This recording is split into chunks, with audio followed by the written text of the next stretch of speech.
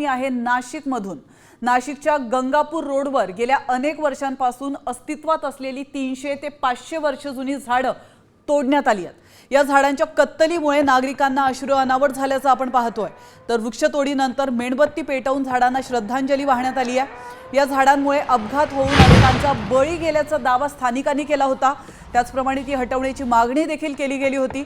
आणि दुसरीकडे हा निसर्ग वारसा वाचवण्यासाठी काल पर्यावरण प्रेमींनी थेट झाडावर चढून आंदोलन केलं होतं।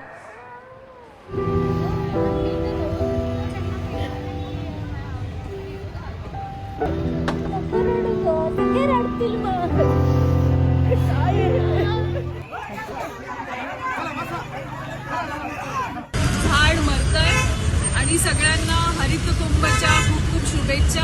ह्या झाडांनी परत इथे येऊ नये।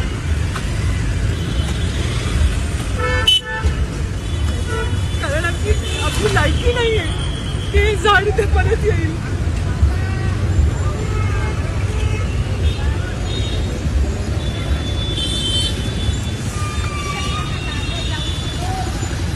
भूमिका हीच आहे की आज हे झाडं आपल्या अगोदर इथे जन्माला आलेले आहेत, ते मध्यभागी नाही आहेत। आपण आपल्या डेव्हलपमेंटसाठी त्यांचा पूर्णपणे नायनाट करतोय।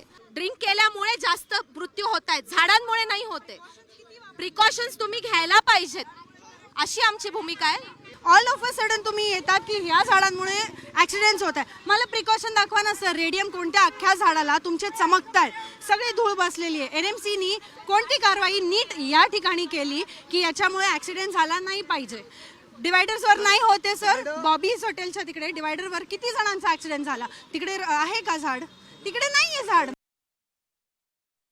आगामी सिंहस्थ कुंभमेळ्याच्या पार्श्वभूमीवर नाशिकमधील वृक्षतोडीचा मुद्दा पुन्हा एकदा ऐरणीवर आलेला आहे। पहिले तर मी हे करेक्शन करते आणि त्याचं NGTनेच सांगितलंय की जे फायकस जातीची झाडं असतील तर ते रिप्लांट करता येतात आणि त्यामुळे न्यायालयीन प्रावधान जर असेल तर मला असं वाटतं की वृक्षप्रेमी जे काही सांगताहेत ते त्यांच्या भावनेने सांगताहेत। मला असं वाटतं तुम्ही त्या कुटुंबाच्या भावना जाणून घ्या, ज्या कुटुंबाचं खरं तर एक सदस्य नुकसान त्यांनी गमावलेलं आहे, ज्या कुटुंबातनं एक व्यक्ती मरण पावलेला आहे या वृक्षांना धडकून, त्या कुटुंबाचं खरं तर इथे मत घेतलं पाहिजे की त्या कुटुंबावर काय बितली आहे। जर हे जे झाडं आहे ती काढली नाही गेली तर अजून अपघात होण्याची शक्यता आहे।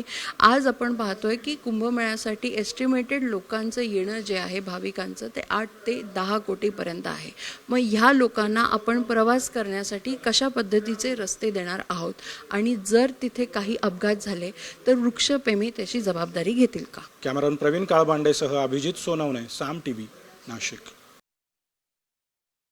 जुन्या झाडांची कत्तल करत असल्यानं नाशिककरांनी जोरदार विरोध केलाय। याचा आढावा घेतला आमचे प्रतिनिधी अभिजित सोनवणे यांनी। थेट जाऊयात।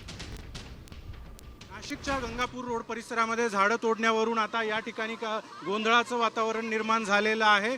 जी झाडं रस्ता रुंदीकरणामध्ये कापली जात आहेत त्या झाडाच्या खालीच पर्यावरण प्रेमींकडून मागच्या काही वेळापासून आंदोलन केलं जात आहे। सुरुवातीला पर्यावरण प्रेमी अगदी झाडावर चढून आंदोलन करत होते आणि त्यानंतर मग झाडाच्या खाली बसून या ठिकाणी पर्यावरण प्रेमींनी आंदोलनाला सुरुवात केलेली होती। मात्र रस्ता रुंदीकरणाच्या कामामध्ये ही झाडं येत असल्यामुळे ही झाडं तोडणं क्रमप्राप्त असल्याचं पालिकेचं म्हणणं आहे। त्यामुळे अगदी पोलिसांच्या बंदोबस्तामध्ये आता ही झाडं तोडायला सुरुवात झालेली आहे। या दृश्यांमध्ये जर आपण बघितलं तर वरती झाड तोडलं जात आहे। तर कॅमेरामन प्रवीण काळबांडेसह अभिजित सोनवणे, साम TV, नाशिक।